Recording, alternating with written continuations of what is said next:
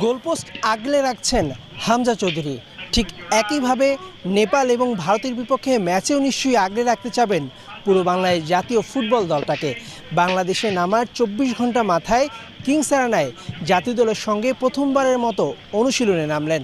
আর হামজা যোগ দেওয়ায় প্রাণ ফিরে পেল বাংলাদেশ জাতীয় ফুটবল দলের প্র্যাকটিস সেশনও। ভাই থাকলে এমনিতেই আমাদের টিমের মোরালি অনেক আপ হয়ে যায়, তো সেই আশাতে আমাদের টিমের আরও মোরালি আপ হয়েছে।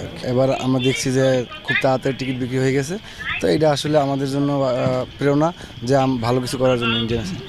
কিউবা, জায়ান, জামাল তিনজন তিন পজিশনে খেলেন, কিন্তু লক্ষ্যটা অভিন্ন।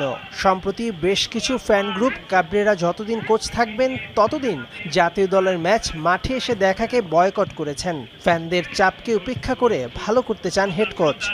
It's part of my job to accept